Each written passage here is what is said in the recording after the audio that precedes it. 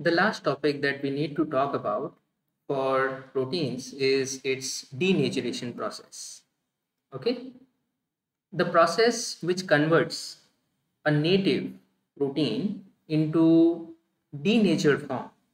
So, what is native protein? Native protein is the one which is complete, properly folded form of the protein, and of course, it is biologically active form. It is biologically active form. So when this native properly folded biologically active form of the protein for some reason changes its state to a unfolded form or unstructured form, which does not possess the same three-dimensional properly folded structure as it was supposed to be. It may have some local structure, that's fine, but still it is unstructured as it was in the native form. This form of the protein is referred to as denatured form, and actually it is biologically inactive. It is biologically inactive. So this form of the protein is not the one which will do its task as it is expected. It is this form of the protein that is responsible for its function in the living organism. All right.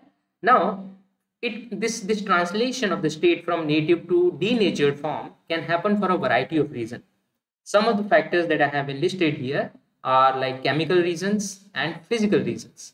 Now, you should be able to appreciate that the native form of this protein is stabilized in very sensitive condition. Sensitive in the sense it is a fine balance of various forces, not just within, but on the surface of the protein also through the interaction of the solvent. That is what stabilizes this. So we will see how this thing actually, which is stabilized as a structure, can be disturbed, and then it will lead to this kind of unfolded form of the protein.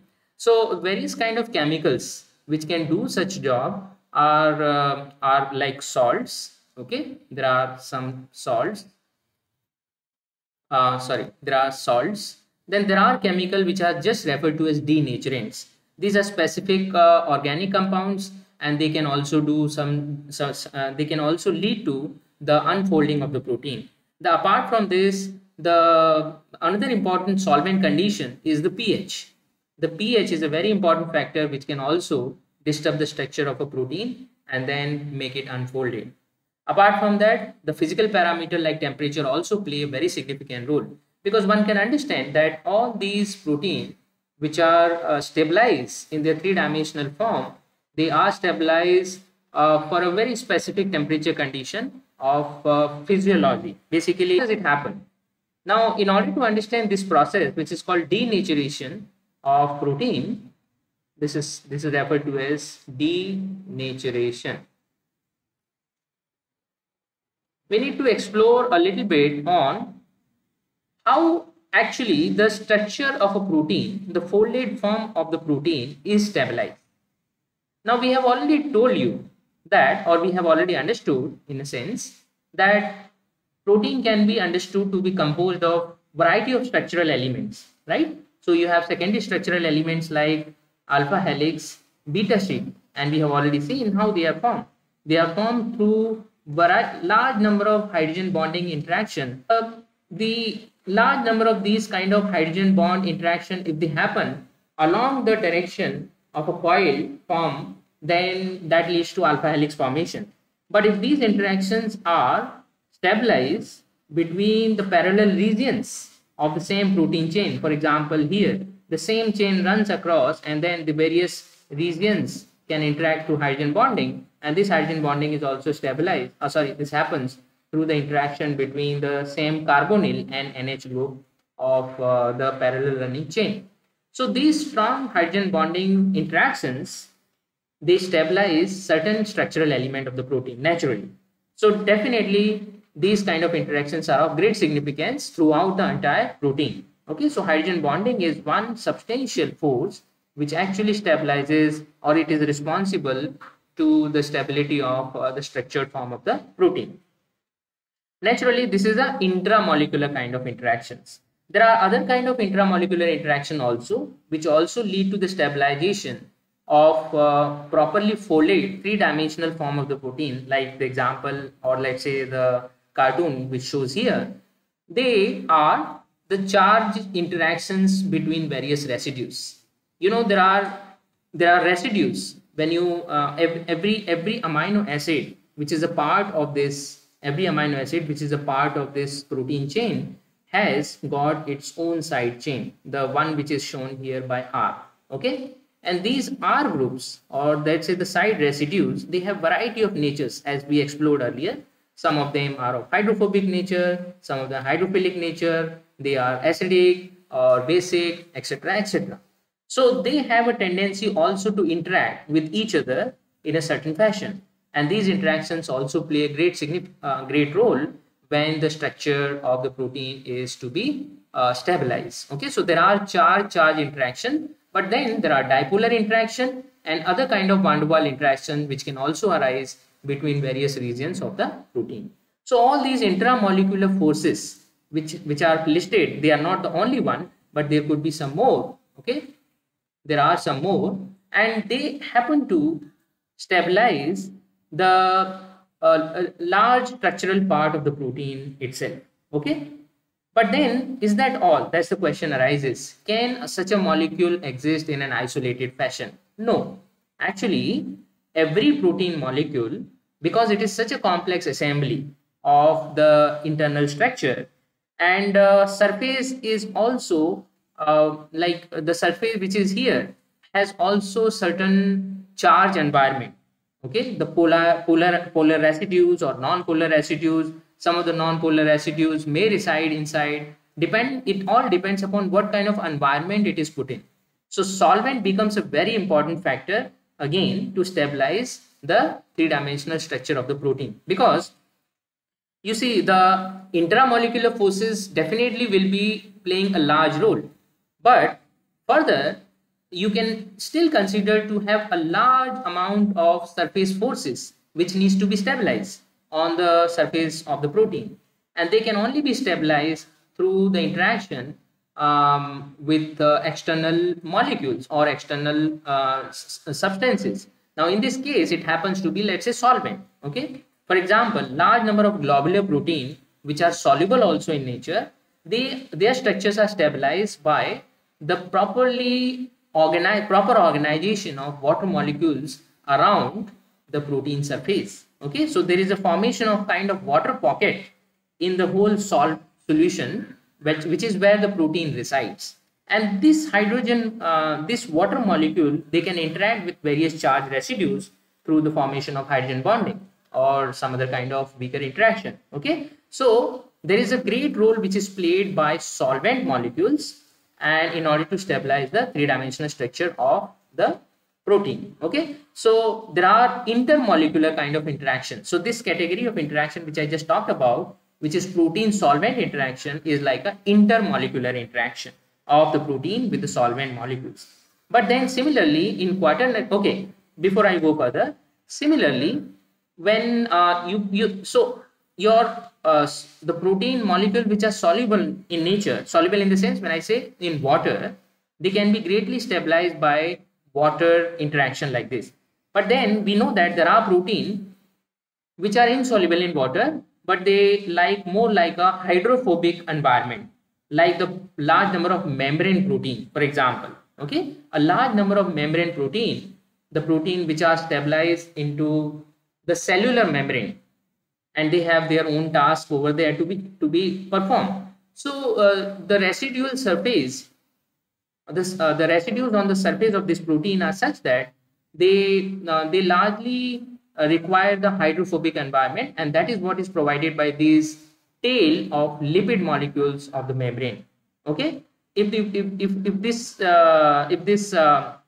environment is removed in which this is packed, this kind of protein structure is packed, if this lipid molecules are removed, the structure of this protein can also collapse. Okay, so every kind of protein, whether it is aqueous, whether it is soluble in aqueous solvent or non-aqueous solvent, they have a certain requirement for the solvent protein interaction, and which is what is responsible further for its stabilization.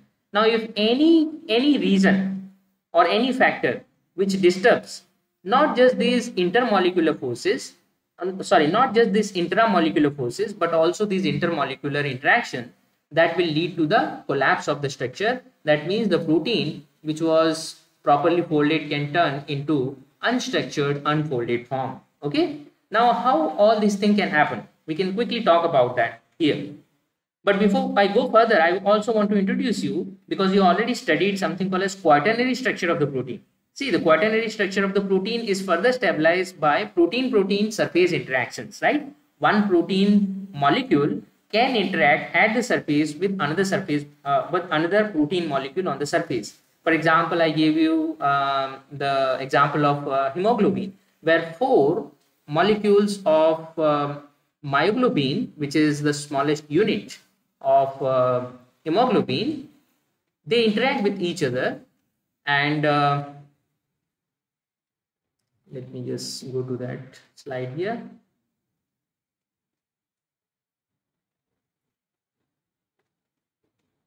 Yeah, here it is. Suppose this is the myoglobin, which is like a hemoglobin is a tetramer of myoglobin. Okay, so you can have large number of these monomers in some of the protein further interacting with each other to form the assembly, which is called quaternary structure. And this stabilization is also through the protein-protein interaction. So the surface of some surface of these monomers can interact with each other to form the assembly like this. And so this one is also necessary for the stabilization of the protein assembly, and that is what will be necessary for the function. Okay, so here I have enlisted only few which can be easily understood, but there are much more complex interactions which also are necessary for the stabilization of the protein. But if we have been able to appreciate at least this much, now we can at least also appreciate that any factor which can disturb not only the intramolecular interaction but also the intermolecular interaction, they can lead to the collapse of the structure. For example, if we change the solvent condition, which can be changed by either addition of or changing the concentration of the salts. Okay, you can add or remove some of the salts which are stabilizing or destabilizing. Similarly, there are some chemical called as denaturants, which are very specific type of chemical. Most of them are organic molecules, and they happen to have very specific interaction with the surface of the protein, and they lead to the disturbance of the water structure around the protein. So you disturb this water layer around the protein, and which was supposed to be stabilizing, now it is not available, and therefore the structure of the protein can collapse or it will be unfolded. Similarly, the change in the pH of the solvent condition becomes another important factor, because every protein has got a certain range of pH in which the native form is stabilized. If you drastically change the pH, okay, most of the proteins are stable around the neutral pH conditions, okay, for biological activity. But if you change the pH to very extreme regions, like you make it either acidic, extremely acidic, or extremely basic, the structure of the protein will get disturbed. Similarly, the physical parameter like temperature, we can understand that most of them is the room temperature condition. But if you change the temperature too high or too low, then also the structure of the protein can collapse. Because ultimately, when you are changing the temperature, you are basically increasing the either by in case of increasing of the temperature, you are increasing the thermal energy of the constituent particles of the protein and also the solvent in such a way so that the thermal energy is much higher to break these hydrogen bond interactions and other interaction, and which will lead to the collapse of the structure. So this phenomena of denaturation of protein becomes of great significance, because there are many of the diseases actually which happen because of the denaturation of the protein. For example, one of the best example is Alzheimer disease, where the protein in the brain, which was supposed to be in its folded form, they actually lose some structural part and then they start aggregating. So basically they turn into the non-functional state, and these aggregates cause the plaque, which basically lead to the Alzheimer or mad cow kind of disease. Okay, so this is not the only case, but there are many situations where the phenomena of even for example, in order to understand how this folding has happened properly, if I want to understand this, I need to understand how this denaturation process happens. If I can decode one, I can understand the other one also. So denaturation process becomes a very significant process to be understood for a certain protein. All right. And now I can talk about few of the example where you actually observe this denaturation process in your daily life. For example, the when you boil an egg, the boiling of an egg leads to the solidification of a thick transparent liquid inside the egg, which is the white, which you call as egg white. Okay, so you have an egg and in that you have a yolk, which is the yellow part, but apart from that there is a highly viscous solution which is rich in protein. So this solution is very thick, transparent liquid. Basically it is the aqueous solution, means there is a water aqueous solution of proteins. Okay, now these proteins here are solubilized, so it's a transparent solution actually speaking. Okay, but then when you heat it or you boil it, what happens? These proteins which were earlier in the solubilized form, like with the proper water structure around them, now because of the disturbance of this water structure due to high thermal energy and also the disturbance of hydrogen bond interaction between the various regions, this structure folded form of the protein, the tiny one which I have trying to show here, it collapses, and so the protein interactions, say these are, let's say, the soluble form of the protein, and they become unfolded, and then when they become unfolded they tend to aggregate with each other. So now what you had previously, the thick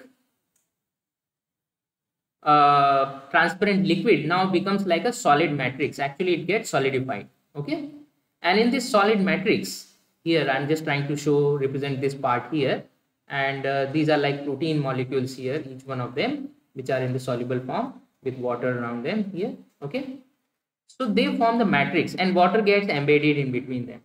So this is called coagulation of protein.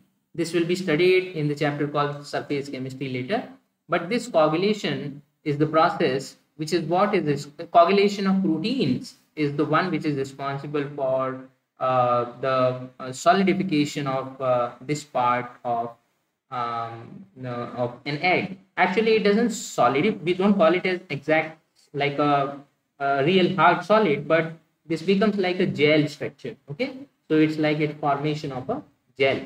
And gel, why I'm saying this, because the assemblies of protein which has resulted because of coagulation have water embedded in between. Okay, so the earlier water was acting as a solvent in the previous case to solubilize the protein. Now it is the matrix of unfolded of the protein, unfolded form of the protein, now that houses these water as in the matrix. Okay, so it becomes like a gel here. Similar thing also happens. So here is a thermal parameter which does this job, but apart from that, you all know in milk, for example, when milk is treated with acid for a variety of reasons, then we know the curdling happens. Okay, curdling process happens, and this curdling results into the solid part, the proteins of milk getting again coagulated. So curdling leads to protein coagulation.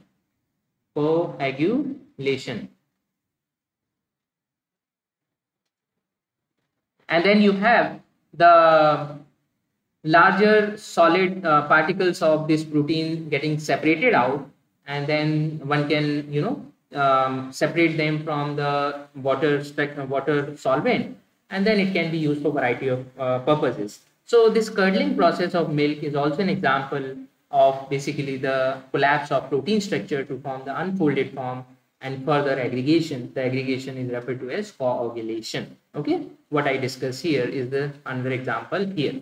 Okay, so this I hope gives a little bit feeling about, or let's say understanding about, what denaturation process of a protein is.